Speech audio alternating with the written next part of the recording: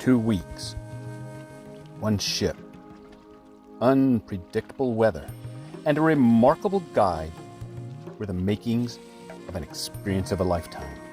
A chance of luck, seeing 14 specific polar bears and their actions. Our guide, Rinie, saw something for the second time in his 30-plus years as a guide. This made the trip rare.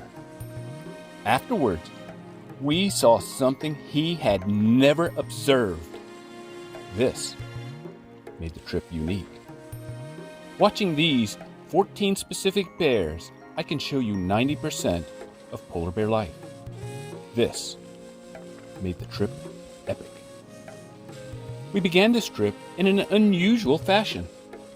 3.5 hours after setting sail, we see our first polar bear.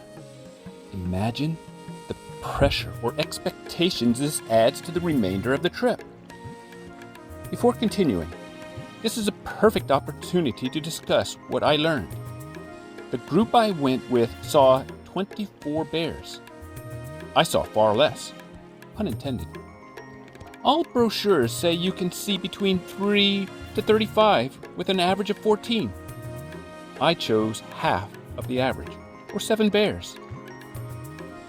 The most important part is talking to the cruise organizers. Don't just look at a brochure and choose what you want to do. A cruise organizer of the company does wonders. I talked to Marlynda of Waterproof Expeditions. Personally talked, and not just corresponded via email. I wanted to see bears. I wanted to kayak. I went on a cruise with another company in a similar location and had a wonderful experience. I was planning to travel with this company again to the Arctic Circle. I'm glad I did not. I think most expedition guides are similar. This is not true. We sat in a location for 4 days. The captain of our ship played a major role in making this an extraordinary trip, commenting how he has not remained sedentary for consecutive days during past expeditions. Yes, the duration of the trip makes a difference.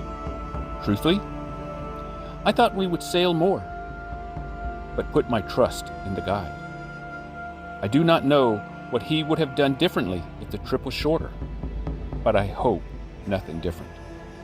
You see, I saw enough the first week because we stayed in one location. The rest was icing on the cake.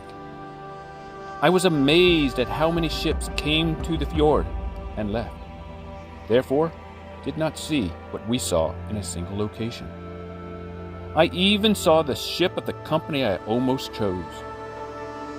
For first-time visitors, and in my opinion, repeat visitors, seeing seals and walruses is as important as seeing the polar bears.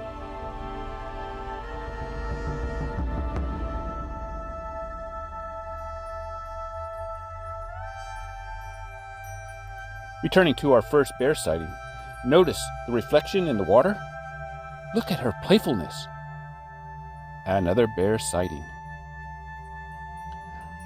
Are you wondering what Rinie saw for only the second time in his 30-plus year career or expeditions that made the trip rare? He saw a male and female copulating. We are in the month of June, so this was rather late in the season. More on this in another video. This is our second location and where the trip could have ended after a few days, and most people were ecstatic with the trip.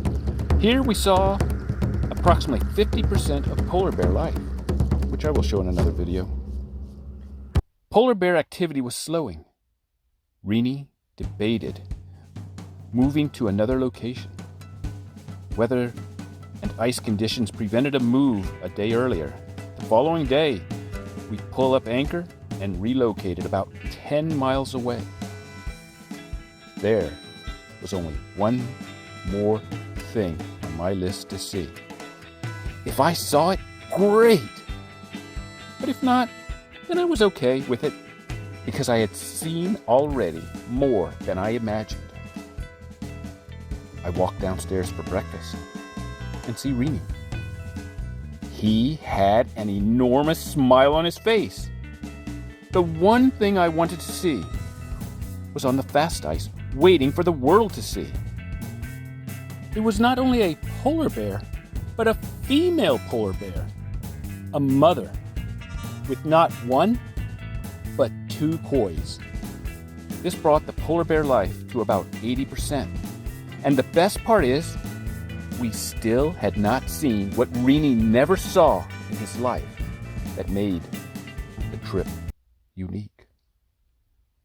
The mating pair you see here is the pair from the fjord that moved 2 days earlier. I will discuss the mating in another video, but suffice it to say that the bear you see walking up to the mating pair is a female bear. Yes, a female bear, not another male bear. This was a first for everyone on the ship. There are so many interesting stories to share, but I do not want to make this video too long, which is why I mentioned making other videos. So, let me leave you with some of the other wildlife we saw.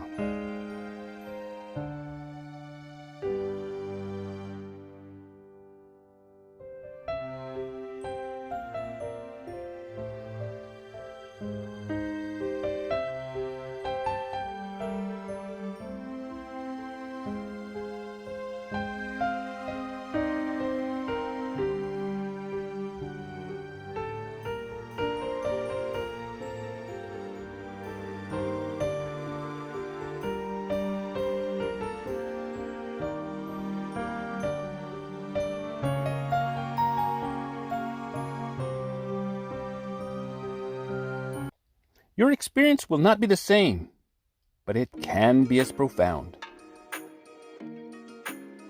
Remember, Rinie, who does this for a living and wrote a book, witnessed a rarely seen event that occurs every year, and a behavior never seen before.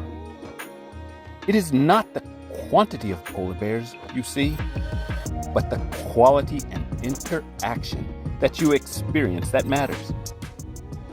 Simone, our expedition guide, was a perfect complement to our expedition leader, such that a nickname for him is Little Rinie. Spotting bears in the distance, helping me locate a buttery colored dot or pixel on the vast white ice, and his knowledge made him an asset to the trip. Thank you, Simone. I would like to thank Captain June and his crew, and give a special thanks to Monina and Ed. Magandang umaga. Kamusta ka? Sana mabuti.